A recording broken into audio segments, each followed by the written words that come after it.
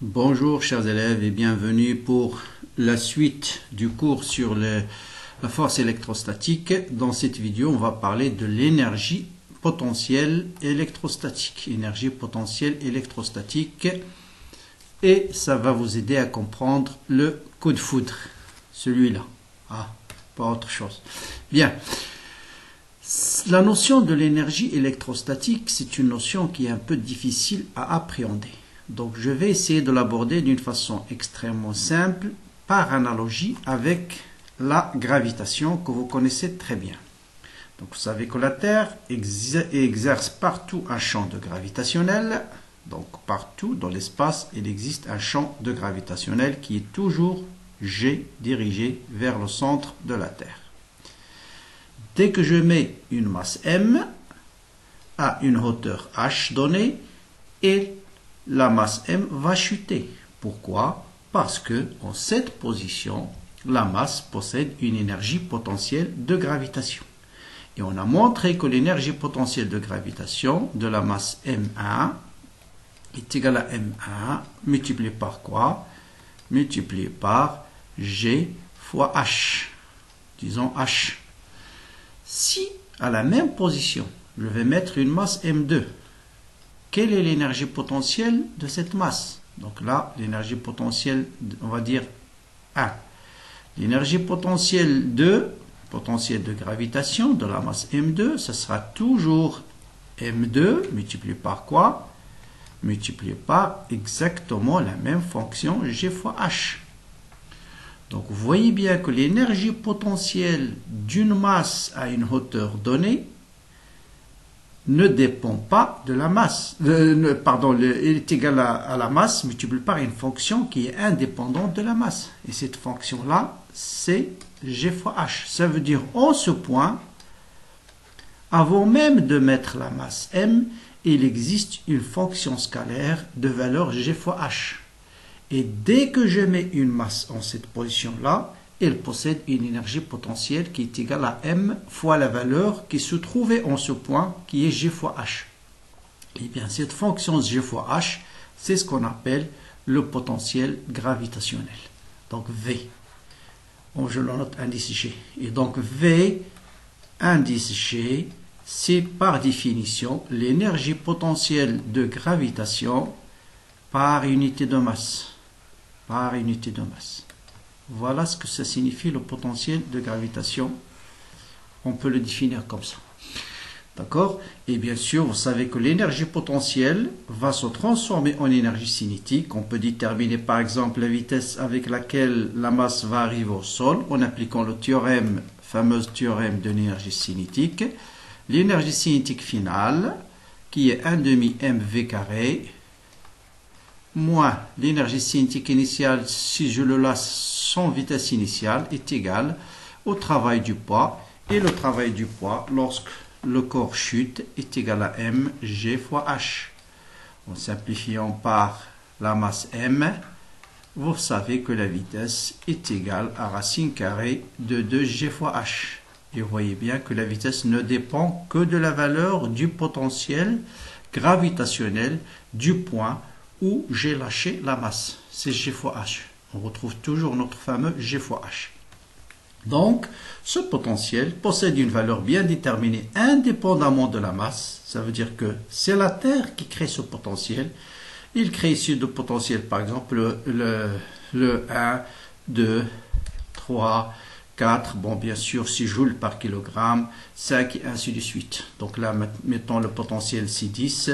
Dès que je mets une masse de 1 kg ici, il va avoir une certaine énergie potentielle de 10 joules, par exemple. Je le mets ici, il va avoir une potentielle de 3 joules. Je mets la masse ici, il va avoir une énergie potentielle de 2 joules. D'accord? Donc voilà ce qu'on appelle l'énergie potentielle. Donc il est lié, l'énergie potentielle, il est lié à la Terre qui crée un champ de gravitationnel partout.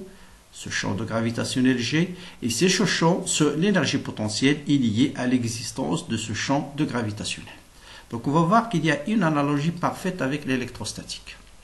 Le rôle de la Terre va être joué par une charge électrique Q.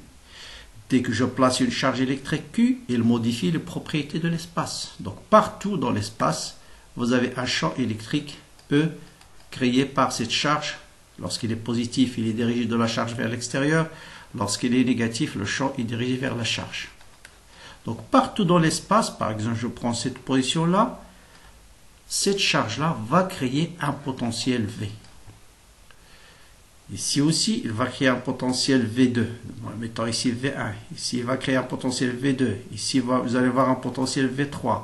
C'est comme tout à l'heure. Et ce potentiel, il est indépendant de la charge que je vais placer.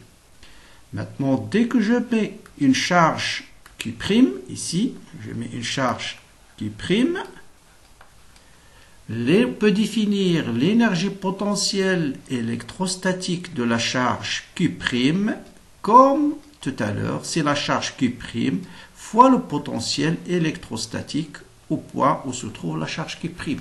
Donc exactement par analogie avec l'énergie potentielle de gravitation qui est égale à la masse fois le potentiel de gravitation qui est égal à G fois H. Donc vous voyez maintenant l'analogie. Avec ça, vous devrez comprendre la signification de l'énergie potentielle de gravitation, de électrostatique. Donc, une charge, ça permet de créer un champ partout dans l'espace. Et à ce champ-là, on associe un potentiel qui est défini. Et ce potentiel est donné, par définition, bien ce potentiel est défini comme étant l'énergie potentielle par unité de charge. Donc, vous voyez, bon, par exemple, vous avez une charge ici il va créer un potentiel qui est décroissant, ici, mettons ici 20 volts, ici 30, 20, donc on a dit c'est décroissant, donc 20 ici 10, ici 15 et ainsi de suite, d'accord? Donc l'unité de ce potentiel, bien sûr on peut le définir, c'est l'unité du champ électrique divisé par le coulomb, mais il possède une unité bien déterminée qu'on appelle le volt. Donc c'est le volt. Donc une charge électrique va créer un potentiel électrostatique ici de 20 volts, de 10 volts, de 5 volts et ainsi de suite. Donc ici par exemple de 5 volts, V égale à 5.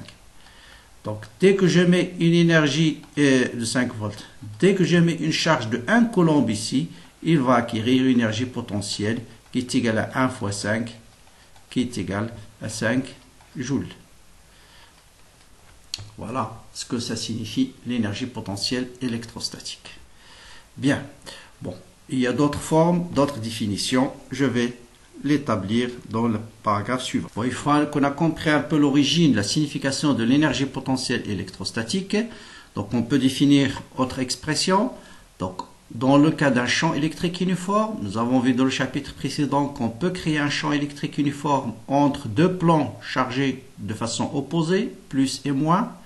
Si je définis l'origine sur l'armature ou bien sur le plan chargé négativement, on prend ici comme origine V égale à 0, on oriente l'axe des X vers les potentiels